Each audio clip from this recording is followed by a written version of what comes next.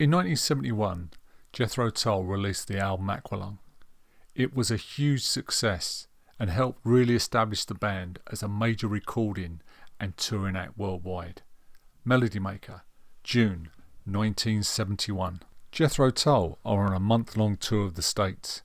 On 2 successive nights, they sold out the Los Angeles Forum, 19,000 seats, and Anaheim, 9,000 seats. They've been working hard in America for 8 tours, and now all the evidence is here. They have become Britain's hottest rock export.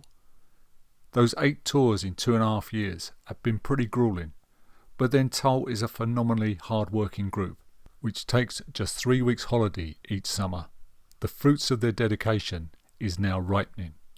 From Salt Lake City to New Orleans, from San Diego to Oklahoma, this tour is clearly a milestone for them, pulling in huge crowds all the way.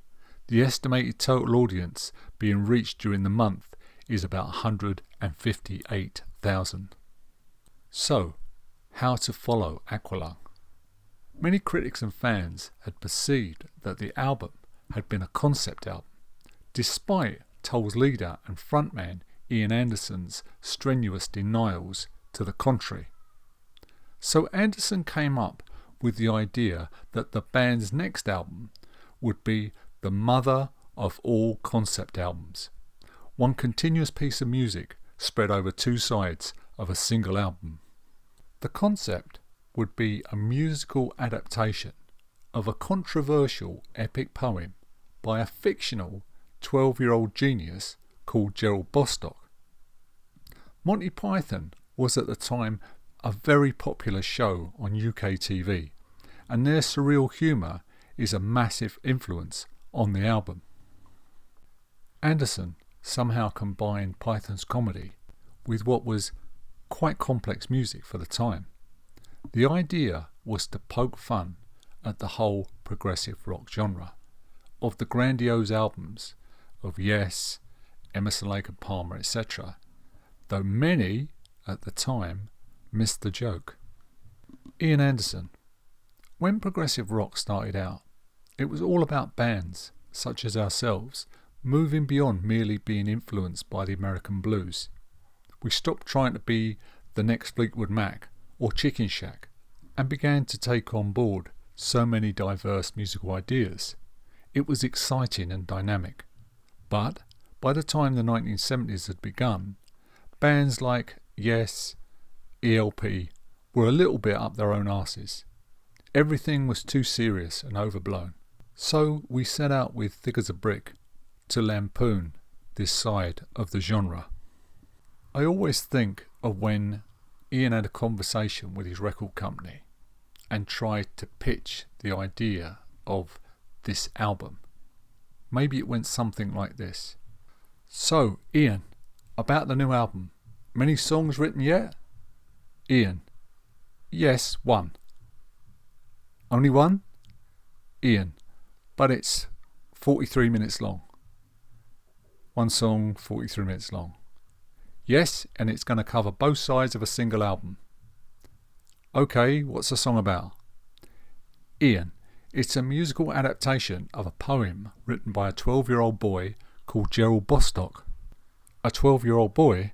Ian: yes, but he doesn't exist. Okay, 1 song, 43 minutes long, written by a 12-year-old boy who doesn't exist. Anything else we should know about the new album? Ian: it's a spoof concept album lampooning progressive rock. Management: lampooning progressive rock whose fans make up most of your audience. Okay.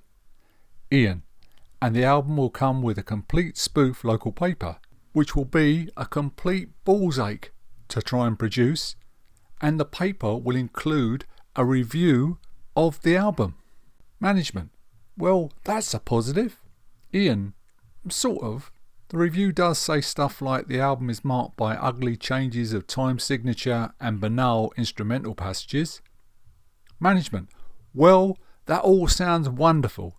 Sounds like you've got a hit album right there. Well, maybe not, but it must have taken a huge leap of faith by Chrysalis Records to allow Ian to go ahead with this project. But Joking aside, there was a method to Ian Anderson's madness. Back in the 1970s, Ian, for all his mickey taking of his prog contemporaries, was always looking to advance Tull's music and take it to the next level. Progressive rock fans had really taken to longer song formats. Uriah Heep, Emerson, Lake and Palmer, King Crimson, Yes, Focus, and many others had all scored success in that field. So why not take it to the next level and extend a piece to 40 odd minutes? Ian Anderson. It's only in recent times that I fully appreciated how complex the music is on Thick as a Brick. I was only 24 at the time when we began to put this together, yet there are so many weird time changes and musical innovations on the album. I would never compare what we did back then to jazz rockers like Weather Report or the Mahavishnu Orchestra. They really were amazing musicians, but we were a little more sophisticated than the usual riff rockers you'd find on the scene. Martin Barr says, trying to record it was bad enough, and then to go out and play it live night after night, we got through on just pure adrenaline. Somehow the band pulled it off. Over the 43 minutes plus of Thick as a Brick, they managed to combine the best of Tull. The folky acoustic stuff, the tricky time changes, the thrilling interplay between flute and guitar. Martin Barr said that John Evans played a major part in the composition of the album, and his playing is masterful. New boy Barrymore Barlow on drums is quite simply stunning. His powerhouse drumming is a joy throughout the record. Jeffrey Hammond, who back then they say was still learning to play his instrument, provides great bass lines. Anderson's voice was at its best, and his singing is another high point. Somehow they pull it off and create a great record, spoof or not, that still sounds superb in 2020 as it did back in 1972.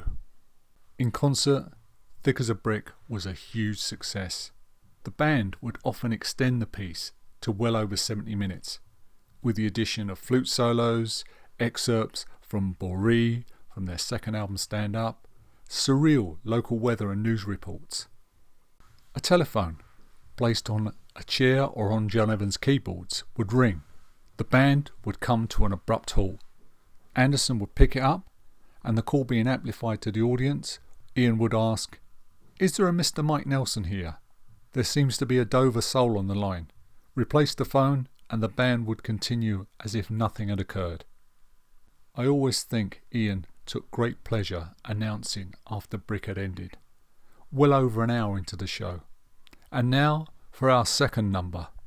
Live, Thick as a Brick was something to see. Ian Anderson. We decided to bring all the characters mentioned on the album and in the cover newspaper to life. And it was quirky, very British.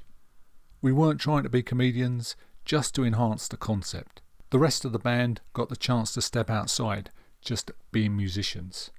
It was funny, because we all had a laugh.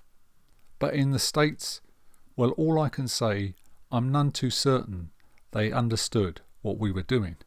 I recall a few years later when the film Monty Python and the Holy Grail was released.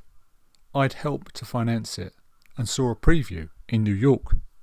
The audience laughed in all the wrong places, which is what happened with Thick as a Brick, live.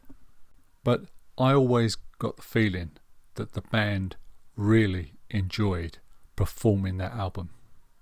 Thick as a Brick went to number 1 in the United States of America and sold well around the world. When it came time to record the next album, Ian Anderson planned to move towards recording a double album of shorter songs. However, recording sessions at the Chateau de Hérouville, as most Tull fans know, didn't go too well, and the band were beset by problems. The whole experience soured Ian Anderson so much he decided to ditch those songs in favour of another concept album, another continuous piece of music, a passion play. For the story of a passion play, please look in the description for this video, and you will see a link to our next video, How a Passion Play Changed Jethro Tull Forever. Thanks for watching. Please take care, stay well, and I'll see you in the next video. Oh, and PS, please don't forget to hit the like button and please subscribe to the channel. Thank you so much. Take care.